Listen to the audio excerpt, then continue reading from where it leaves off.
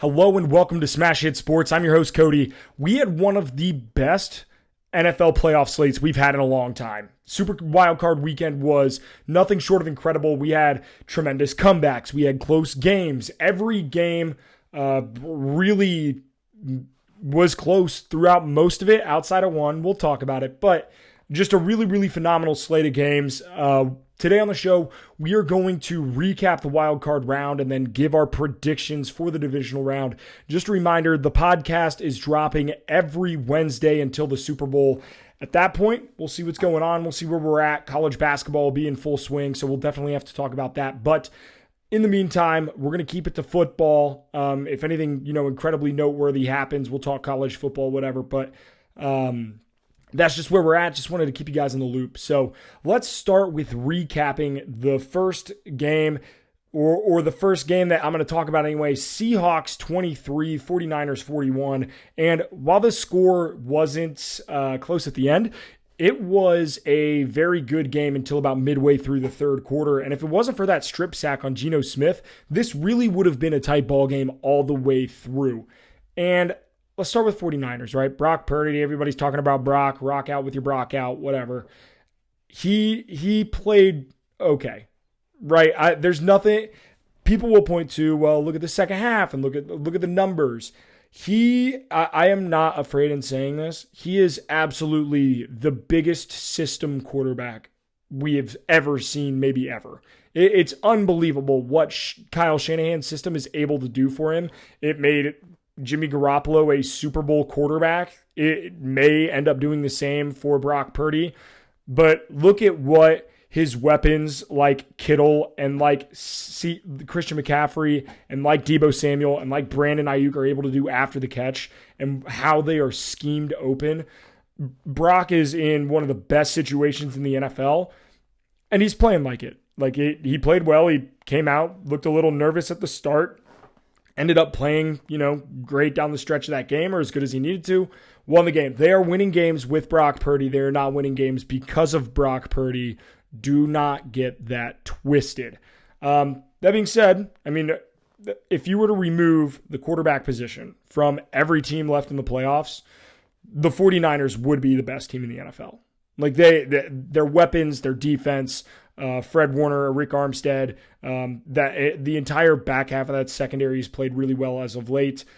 They have played phenomenal football, and they should absolutely get credit for that. This 49ers team is damn good, and I think top to bottom roster-wise are the deepest and most complete team in this playoffs. They'll get to play Dallas. We'll see how that goes. A very 90s matchup.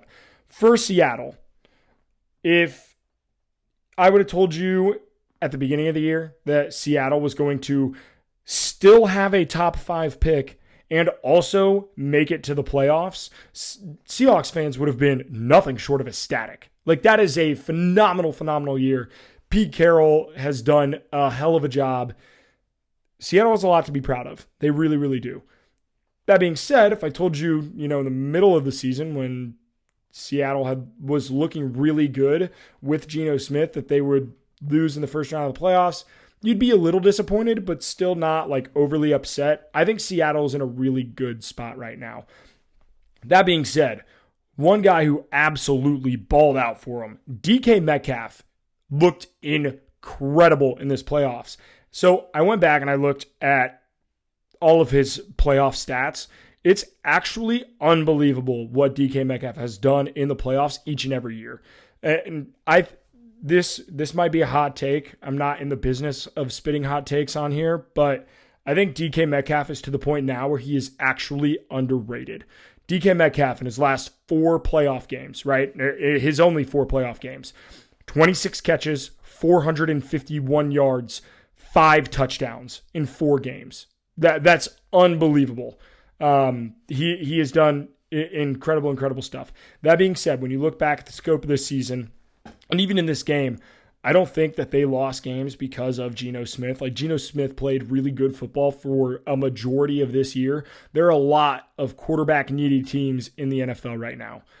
I don't think that you were going to be better off by pursuing some sort of immediate fix-all like the Colts, right? Obviously, Geno Smith they're going to have to bring back if they, re-sign him. But that being said, like if you were to go out and get a Derek Carr, like how much better of a spot are you in for the amount of money that you're going to spend? Same with if you go get a Matt Ryan or if you get a whoever. I don't think even if you were to go get a Tom Brady, I still don't think that tremendously changes the outlook of the Seahawks season. So I think Seattle needs to stick with Geno. I think they still need to continue to improve and develop their roster. And I would be excited if I was a Seahawks fan looking forward to 2023. That being said, sucks to lose is what it is. Next game. You want to talk about sucking to lose. Holy shit. Jags 31, Chargers 30. The Chargers have charged harder than they have maybe ever. Like it's unbelievable how they blew this game. And obviously I am a Bengals fan. This is going to come off incredibly biased. It is, in my opinion, the correct take. If you mention nobody should mention Justin Herbert and Joe Burrow in the same sentence. They should not be talked about in the same tier. You can say whatever you want about Burrow's arm talent and not being as good as Herbert's and Justin Herbert being a freak athlete. Don't care. Doesn't matter. Joe Burrow is a significantly better quarterback than Justin Herbert right now at this point in their careers. That's not to say that Justin Herbert is not going to have an incredibly long and good and talented career. He will. He absolutely will. And everybody's going to say, oh, well, he doesn't have the weapons that Joe Burrow has. I get that. I get that. You scored 3 points in the second half against the Jacksonville Jaguars. 3 points in the second half against the Jacksonville Jaguars, a team you had already played once and got blown out by earlier this season. I don't want to. You had 5 turnovers. I don't want to hear any excuses. It is what it is.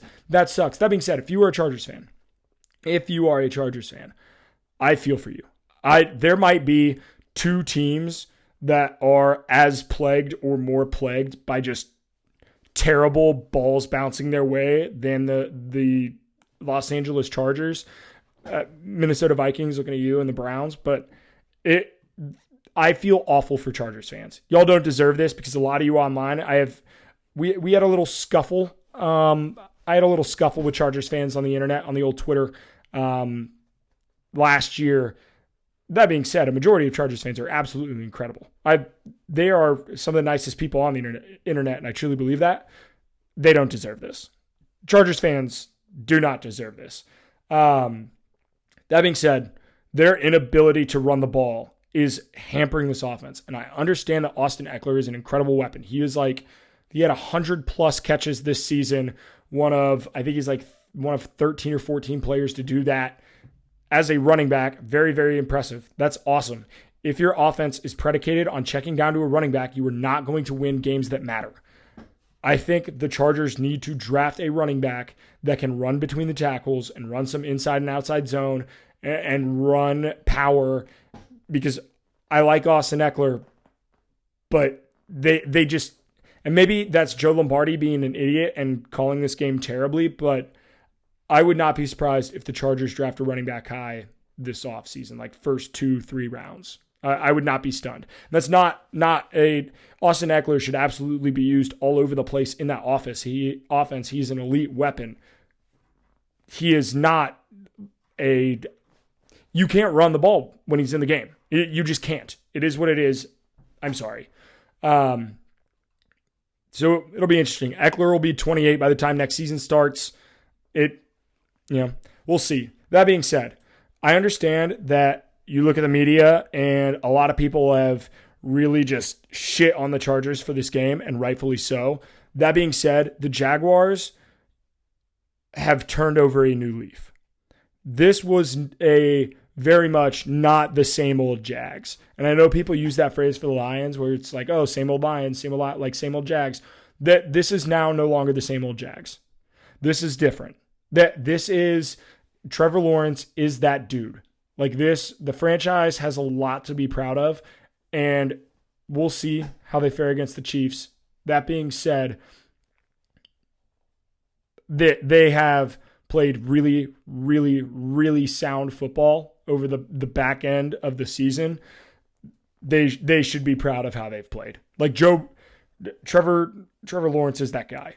I mean, when you go to Waffle House after winning a playoff game, you know you're the guy. That being said, the Chiefs are going to fucking clobber the Jags. It is what it is. You can't go 2 for 10 on third down against the Chiefs, and you can't throw 4 interceptions in the first quarter against the Chiefs. But I don't think Trevor Lawrence will do that. That being said, the Chiefs are just a different animal than the Chargers. Trevor's that dude. That to have the wherewithal and the composure and the fucking balls to be able to come back after being down, and how poorly he played, right? Like, it's not like they were down because of like some random shit that happened here. Like, he played terribly, and then he went and he played incredibly well on the back half of that game. At Trevor Lawrence, goddamn. The AFC quarterback picture right now between Mahomes, Allen, Herbert, Burrow, Lawrence, Lamar, as of right now, like, the AFC is unbelievably scary at quarterback. It's ridiculous. It really is. Let's get to the next AFC game. Bills 34, Dolphins 31. This game was a lot closer than anybody had predicted, Vegas included. I think it was a 13.5-point game right around kickoff. If you were a Bills fan, you got to be a little worried. You got to be a little worried because and it's not that there are like major problems, right? All these problems are fairly fixable, but the Bills' inability to sustain offensive drives has me concerned. And I don't even know if it's on the offense itself, like the players, but I think it's partially the play calling. When you have an absolute weapon like Josh Allen and you start taking shots on first and second down, it is beautiful when it works. It is unbelievable when it works. He makes some of the prettiest throws in football. And when it works, it is phenomenal, and it works quite a bit. I mean, the Bills are they're the 2 seed for a reason. That being said, when you throw an incomplete pass on first down and then an incomplete pass on second down, and you're stuck in 3rd and 10, 3rd and long, it's hard to sustain methodical drives like that. I think the Bills match up actually much better with the Chiefs, who they beat earlier in the year, than they do with the Bengals, because the Bengals have shown the ability to make sustained drives and not give up giant plays. That being said, it's a minor concern, but it's there, right? And allowing Skylar Thompson to put up 31 points, there's some concern, right? You got after the quarterback okay. It wasn't terrible. 4 sacks. But we'll see. We'll see. The defense left a little to be desired. The offense left a little bit to be desired. That being said, tough game is what it is. I'm sure they will be absolutely fine next week against the Bengals. The Dolphins, on the other hand, what in the actual fuck was going on with that play calling? Mike McDaniel hitting his vape. I know a lot of people on the internet are making the joke of there was a little something more than nicotine in that vape, how slow he was getting those play calls in. That being said, when you were breaking the huddle with 4 seconds left, on the play clock, you're doomed to fail. That's on you as a coach. And don't get it twisted that Mike McDaniel is a bad coach. He coached a bad game. I think he will be fine. I think he's a good coach who had a good first season, who, in spite of having his quarterback be maligned with injuries all season long, made his team, get to the playoffs. The Dolphins long-term, I think, will be fine, but I think it's something McDaniel's going to have to figure out.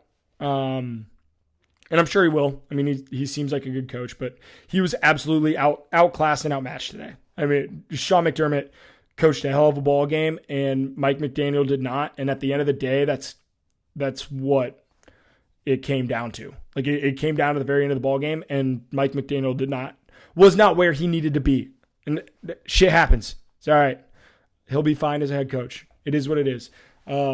That being said, we're talking about a failure in a game that he wasn't even supposed to be in anyway, and that his team was, right? So you got to look at it with a little bit of silver lining. If I'm a Dolphins fan, I'm a little frustrated because of just how good you started. But at the end of the day, third string quarterback against a Bills buzzsaw, it is what it is.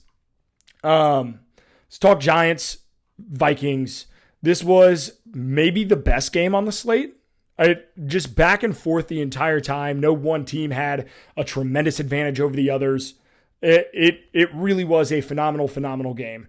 Daniel Jones played maybe some of the best football of his career. Over 300 yards passing, 78 yards rushing. He led this Giants team down the field when they needed to. Like, it's one thing to just be spotty here and there, but when they needed to sustain drives, he did.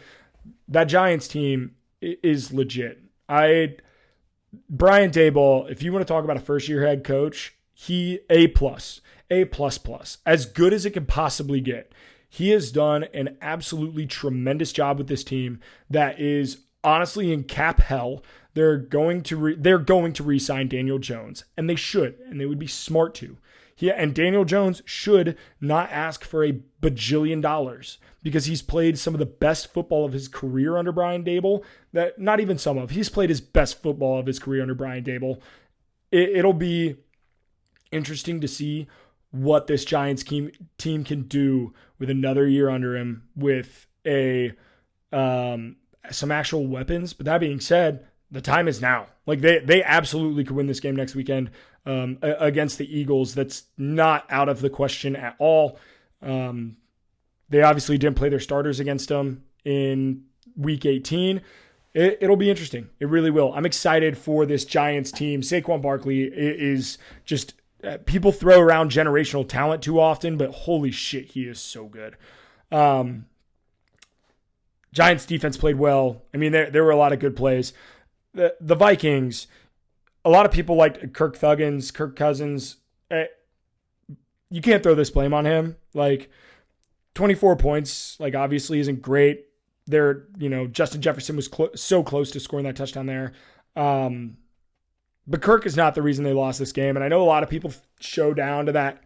Like the epitome of Kirk Cousins is him throwing the ball short of the sticks on fourth down at the end of that game, which not a great decision, but it's not the only reason they lost this game. Their defense could not get stops when they needed to. I expect that to be fixed partially, but the back end of their defense just wasn't good. I mean, you let Daniel Jones throw for 300 yards against you. Like, you're not going to win a ton of games playing defense like that. The Vikings defense let them down. And you want to talk about a team cursed? Like the Vikings are just cursed beyond all belief. That being said, we kind of knew this was coming. Nobody in the NFL was like, oh yeah, the Vikings, they're a goddamn wagon outside of Vikings fans. They were a little fraudulent. And that's, I throw around that term as a Bengals fan who I have watched plenty of fraudulent Bengals teams. But the Vikings benefited from a lot throughout the season. They earned what they got, which was the number 2 seed, or 3 seed, 2 seed, 3 seed. Either way, the Vikings, you have a lot to be proud of. You won the division. You had 12 wins, but you expected more, and it sucks to end your season this way. Is what it is. Going to the Sunday night game, Bengals-Ravens, a absolutely wild game for all of the right reasons. It was a conservative game from Cincinnati, but we saw them play a conservative game against the Ravens in Week 18. They played fairly conservatively at the beginning of the year as well, in the game that they lost. That being said, another offensive lineman hurt for the Bengals. I have concern as a Bengals fan. We did a lot this year to protect our guy, and when 3 of your starters go down, 2 of which you brought in, it hurts, and it is what it is. We'll see. Survive and advance, next man up, all the bullshit that coaches say.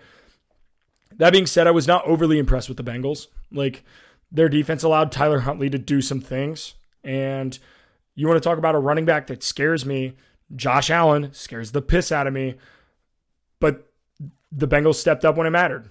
Tied 17 in the fourth quarter. Logan Wilson punching the ball out of Tyler Huntley's hands, and the phenomenal scoop and scored by Sam Hubbard. The fumble in the jungle, as some are calling it on Twitter. A phenomenal play. One of the most electric plays in the playoffs we've seen in a while. It absolutely wild. Would have loved to have been in the stadium for that play. Mike Tirico with a hell of a call. I mean, just a hell of a call on that play. Audio was spectacular. It was a decent game for the Bengals all the way around. It wasn't phenomenal. It was not a phenomenal game for the Bengals, but it was a decent game all the way around. Survive in advance. That's what you do in the playoffs. It's what the Bengals did all last year. None of their playoff wins were pretty. Not a single one of the damn things. They won ugly against the Raiders. They won ugly against the Titans. They won close in overtime against the Chiefs. That's winning above all in the playoffs is what matters. They won. We're moving on. The Ravens. I feel bad for Ravens fans. I really do. And it's because you have a guy at quarterback and you might not retain him is tough. Tough. Because you saw what happens without him. I genuinely think a Lamar Jackson-led Ravens team can win that game. They absolutely can win that game. But he wasn't there. And it's not his fault. He was injured. That's not on the Raven. Like, that's not on Lamar Jackson. That's not on the Ravens. Like, be healthy. There are a lot of players who talk about football because they were players. They do not talk about football because they are the brightest football minds in the world. And I say that nicely. It is what it is. I'm not going to sit here and call myself one of the brightest football minds on the planet. I'm not. I know that. I'm just some dumb idiot like everybody else. But that being said, Mike Vick to say, oh, just put a brace on it and go out there. Absolutely not. That's the dumbest shit in the world. Like, why would you risk injury that could, like, Lamar could set up his family for generations with his next contract. Why would you risk that? Why would you risk that if he is not absolutely 100%? It's not his job to go put his career at risk in order to win a playoff game. It is what it is. I hope that Lamar Jackson stays with the Ravens because he's absolutely electric. I really do. And as a Bengals fan, it pains me to say that, but they make for some incredible matchups. Joe Burrow against Lamar Jackson for years to come would be incredible to watch. That being said, we'll see. I don't feel super confident if I were a Ravens fan right now. Cowboys Buccaneers. This was the lone game that disappointed. Tom Brady and that Tampa Bay Buccaneers offense looked like dog shit. The Cowboys just came out. They came out strong. The first couple of drives, both teams punted back and forth a little bit. But once the Cowboys got up, they put their foot down. They did not let the Buccaneers ever claw back and scratch the surface. Granted, the Buccaneers recovered an onside kick, but at that point, it was still too late. Dak Prescott played arguably the best game of his career. I don't think it is a great exaggeration to say that. He played phenomenally in a season where he has not had his best season. He led the league in interceptions, did not look phenomenal at certain points throughout the year, was injured to start. With all that being said, he stepped up when they needed to. And he played, in my mind, the best game out of any quarterback from the wild card weekend. He played incredible. Dallas fans, you have to be excited because you're going to need it again next week against a phenomenal 49ers defense. So we will see. The Micah Parsons showed up big time.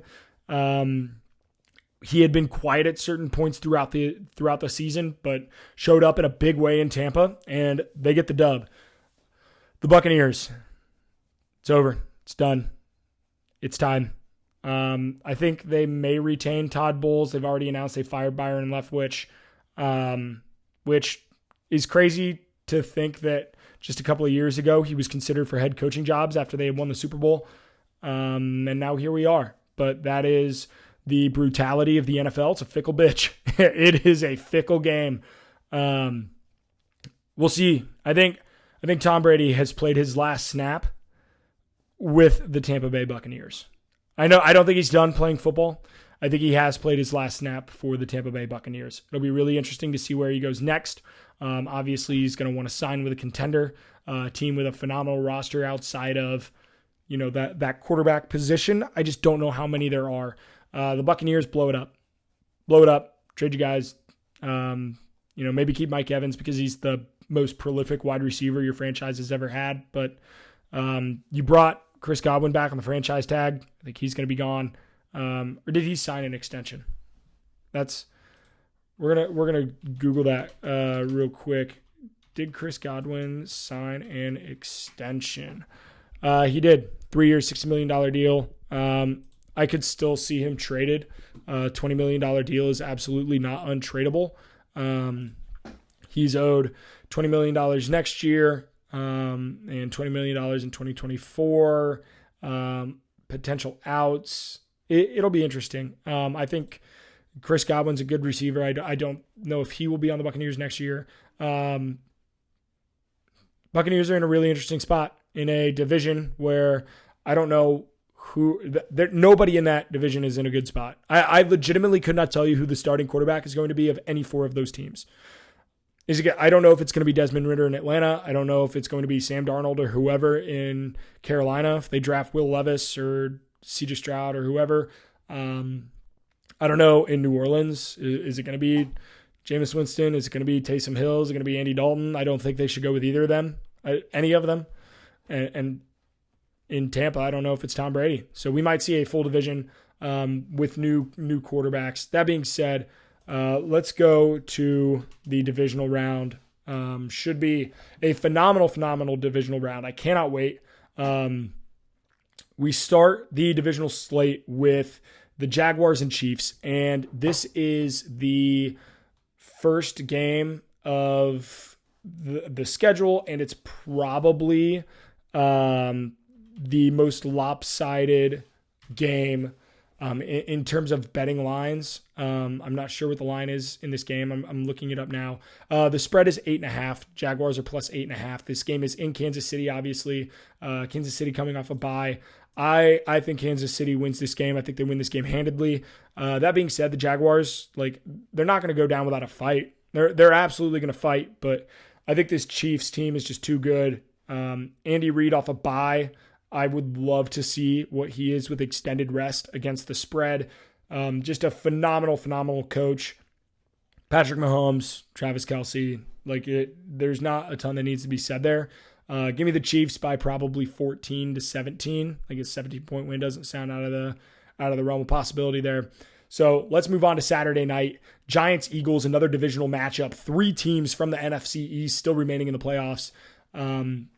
The Eagles are 7.5-point favorites against the Giants. I would probably take the Giants to cover here. I think this is going to be a close game, a good game. At the Link, it's going to be rocking. These fans are going to be electric. How healthy is Jalen Hurts? How healthy is Lane Johnson? And how healthy is that defense?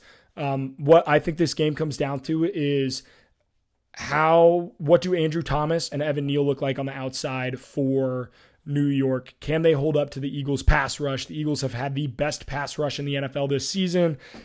If they can get to Daniel Jones, if they can hurry Daniel Jones, if they can flush Daniel Jones out of the pocket without, letting him run all over you, because Daniel Jones, Vanilla Vic can do that, I think Philadelphia wins this game. However, 7.5 is a lot of points for a divisional matchup. Third divisional matchup of the year. Over-under is 48. I'll probably take the Giants to cover, but should be a really good game. The game that I am the most interested in is the Bengals and Bills. The Bills, as I'm looking at it now, the Bills are 5-point favorites. This game is in Buffalo. Obviously, a ton of, maybe not implications, but a ton of story that goes into this game. Obviously, anybody listening to this is aware of Damar Hamlin and what happened in that situation, and it's phenomenal that he has made a tremendous recovery. That being said, this game was canceled, right? These teams were supposed to play each other in the regular season. The emotion of this game, of the pregame, of the players and coaches and training staffs are going to be at an all-time high. It is going to be a phenomenal. I think they're going to do a very good job of honoring the men and women who helped save Damar Hamlin's life. It'll be a really incredible environment up in Buffalo.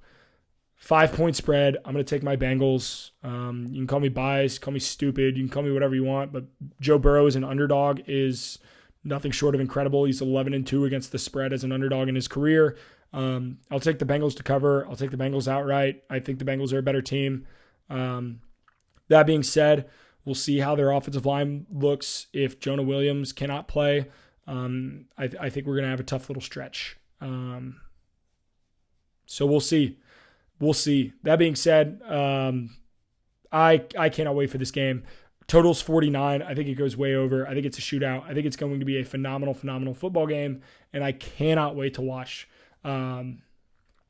Cowboys-Niners, the closest game in terms of spread for the weekend. Sunday night football. This is 90s matchup to the T.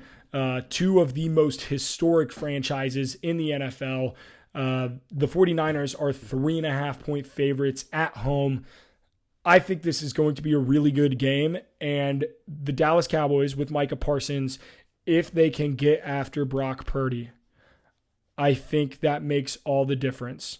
However, I think the Cowboys are going to cowboy. I think the 49ers, with their weapons, with what they are able to do offensively, it's incredible to watch.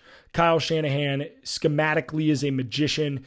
It's really, truly incredible, and I can't wait. I'm hoping to be able to do some film breakdown this offseason on the YouTube, so we'll see how that goes. But, man, I can't wait for this game. Should be really, really fun. That being said, we've gone on for a half hour. Do me a favor. If you guys would let me know what are your predictions for the games this weekend, tweet at me at SmashHitSports. Shoot me a follow, Twitter, Instagram, TikTok. We're going to be having a ton. I know a lot of my content is college football, but we are still going to be pumping out content as the season goes on. There is no off season over here. I really appreciate you guys. If you enjoyed the podcast, the easiest way to support, a lot of people have been like, oh, I really love your stuff, man. And I appreciate the hell out of you guys. I really, really do. The best way to show support, don't Venmo me, don't Cash App me, don't do any of that. Tell a friend. Tell one person who you think might like this podcast. Be like, hey, go give him a listen. Go check out his stuff. Go give him a follow. I would really appreciate it. You guys are the absolute best. I cannot wait to see you in the next one.